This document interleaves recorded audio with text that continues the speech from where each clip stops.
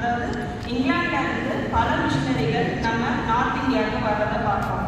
சரிங்களா? அங்கே வர்றப்ப 19th centuryல இந்தியா வந்து இப்படி இருக்காது.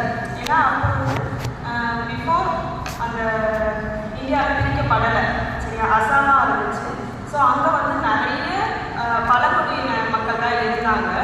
ஸோ அங்கே பழங்குடியின மக்கள்னா அங்கே வந்து ஒவ்வொரு பழங்குடியினருக்கும் ஒவ்வொரு தலைவர்கள் உண்டு.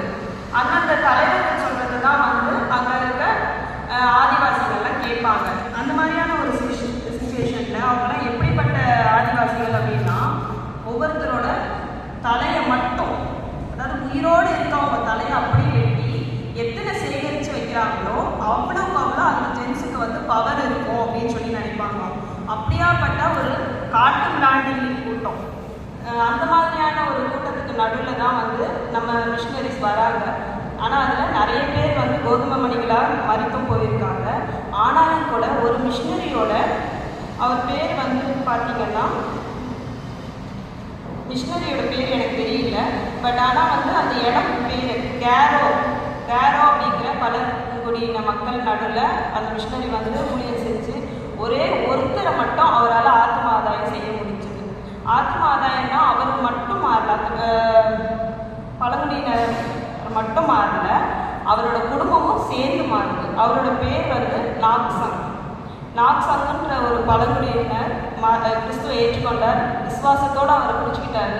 அது மூலமாக அவரோட குடும்பம் ரட்சிக்கப்பட்டுச்சு. அவரோட பிள்ளைங்களும் கிறிஸ்துவோட ஐக்கியப்பட்டிருக்காங்க. அதை வந்து எப்படிதான் இருந்தாலும் ஒருத்தர் ரட்சிக்கப்பட்டுட்டா அடுத்தவங்க ஒருத்தர் போயிட்டு கடைசியில் அந்த கூட்டத்தோட தலைவர்கிட்டே போயிடுச்சு விஷயம்.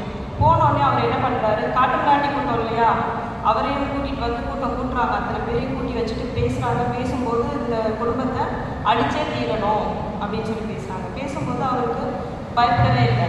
ஏன்னா அவர் வந்து உள்ள ஏசு இருக்கார், கடவுள் இருக்கார் எனக்குள்ள அப்படிங்கிற ஒரு பெரிய விசுவாசம். பயப்படவே இல்லை. எல்லாரும் தைரியமாக நிற்கிறாரு. அவர் குடும்பம் மட்டும் தனியாக நிற்கப்படுது.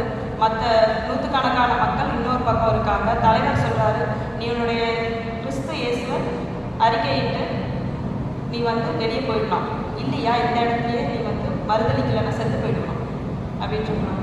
அவர் ஆனால் நான் மறுதளிக்க மாட்டேன் அப்படிங்கிறாரு. நீ மறுதளிக்கணும்னா ஃபஸ்ட்டு உன்னுடைய 2 பசங்களையும் நான் கொன்றுவேன் அப்படிங்கிறாரு. ஆனாலும் அவர் வந்து ஒரு தைரியமாக ஒரு பாட்டு பாடுறாரு பாருங்க. இயேசுவின் பின்னே போகத்து நீந்தே, இயேசுவின் பின்னே போகத்து நீந்தே, பின்னோவின் பின்னே போகத்து நீந்தே, பின்னோக்கே நான், பின்னோக்கே நான், பின்னோக்கே நான், பின்னோக்கே நான். இந்த மாதிரியான ஒரு சுச்சுவேஷனில் அவ்வளோ தைரியமாக அவர் பாடின பாட்டு தான் இந்த பாட்டு. நாக்சங்குன்ற ஒரு பழங்குடியினர் பாடின பாட்டு தான். அத்தனை பேர் முன்னாடி தைரியமாக பாடுறாரு. நான் இயேசுவை மறுதளிக்க மாட்டேன், நான் அவரை விட்டு பின்னோக்கி பார்க்கவே மாட்டேன் அப்படிங்கிறாரு. உடனே என்ன பண்ணுறாங்க, அந்த தலைவருக்கு ரொம்ப கோவம் வந்துருச்சு. கோவம் வந்த உடனே கழுத்தை அறுத்துட்டார்.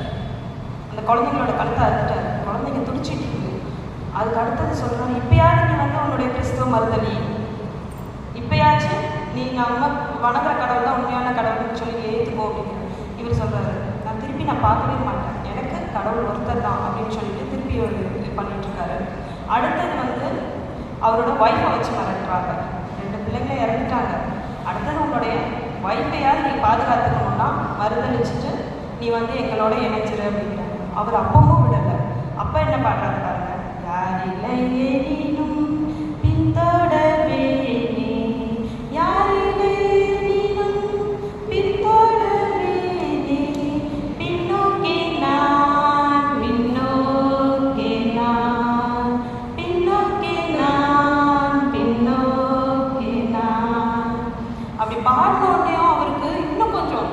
கிராம தலைவருக்கு இன்னும் கொஞ்சம் கோவம் வந்துடுது.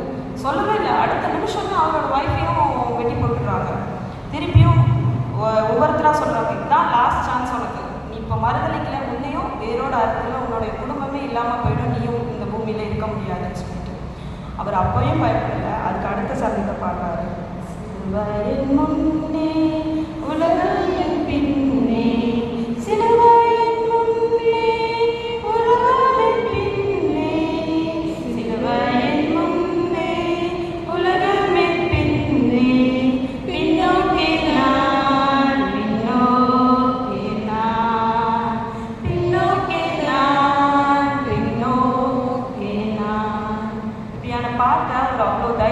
பாடுறாரு. பாடி முடிச்ச அடுத்த நிமிஷமே அவருடைய தலையும் வெட்டு தரையில் விழுந்துச்சு. அவர் வெட்டினாங்க. பட் ஆனால் அதுக்கு அடுத்தது வந்து அந்த கிராம தலைவரோட மனசில் கிறிஸ்து இயேசு பேசுகிறாரு. பேசி இவன் எதுக்கு நம்ம இவ்வளோ வைராக்கியம், பக்தி வைராக்கியம் போடுறான், எதனால் 2000 வருஷத்துக்கு முன்னாடி இறந்து போனவருக்காக நீ ஏன் இவ்வளோ பக்தி வைராக்கியம் காட்டுறான் அப்படின்னு சொல்லிட்டு அவர் மனசில் வந்து குத்தப்பட்டு அவர் யோசிச்சுட்டு கிறிஸ்துவை ஏற்றுக்கொள்வார். எவ்வளோ பெரிய விஷயம் பாருங்க. ஒரு சில நேரத்தில் அவங்க கோதுமை மணியாக விழுந்தாலும் கிறிஸ்துவுக்காக விழுறாங்க. அந்த விழுந்ததுனால ஒரு கிராம தலைவர் தொடப்படுறாரு. அந்த கிராம தலைவர் மூலமாக நூற்றுக்கணக்கான இப்போ இருக்கிற அந்த அசாம் மாநிலத்தில் இருக்க நாகாலாந்து, இன்றைக்குமே இந்தியாவில் இருக்க ஒரே ஸ்டேட் நாகாலாண்டில் கிறிஸ்டியன்ஸ் மட்டும் இருக்கிற ஸ்டேட்னா அது நாகாலாந்து மட்டும்தான். வேறு எந்த ஸ்டேட்லையுமே வெறும் கிறிஸ்டியன்ஸ் மட்டும் இருக்காங்கன்னு சொல்லவே முடியாது. அந்த அளவுக்கு ஒரு எழுப்புதல் உண்டாயிருச்சு 19th century.